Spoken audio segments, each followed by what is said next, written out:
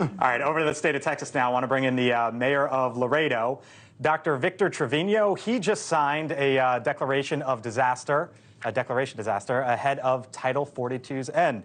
Mr. Mayor, thank you for joining us here on the Hill. Thank you. Thank you for having me.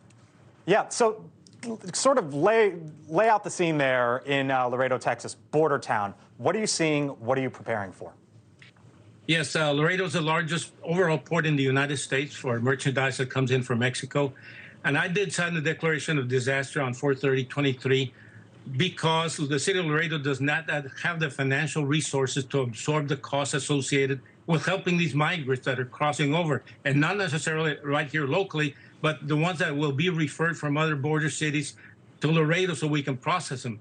And as a doctor, I'm acting proactively to prevent us from being overwhelmed. It'll be too late when we have the migrants on our streets with no resources. And the influx of migrants, like I said, from the border has not impacted us directly. It's what they're going to bring to process them here in Laredo, which is a processing center. And the main border areas that are affected are El Paso, Rio Grande Valley, and Brownsville. But since this is a transferring location, we have already been told that these migrants will be sent here to decompress the other communities. We just don't have the resources.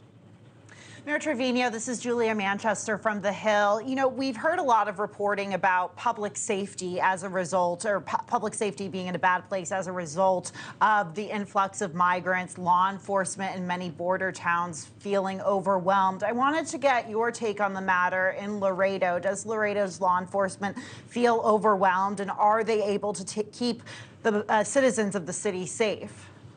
As of now, Laredo is one of the safest cities in the country, number 3, I believe. So that is not the main issue. The main issue is how we're going to deal with this humanitarian crisis in regards to sheltering them and having the NGOs taking them in, because we're limited in space for NGOs, and that would be the concern. When people come with desperate measures and there's no resources, that becomes an issue. The city cannot pay for these resources. We have a limited budget, so we have problems that are federal, and we're having to carry that burden at a local level. So this is where the issue is. You know, Mr. Mayor, I was reading about the plan, the 3-phase plan, basically depending on how many people are coming into your city, how many migrants are coming into your city each day. Phase 3 is if it exceeds 2,000 people per day, and the cost would be $11 million. I've heard you say a few times now, you don't have the money for this.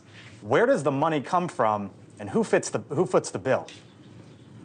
We have an emergency management plan here locally that's managed by the city, but that's not enough to handle all the big influx. So we are trying to get in touch with the Secretary Mayorkas through our congressman, who I have had a conversation with him this morning.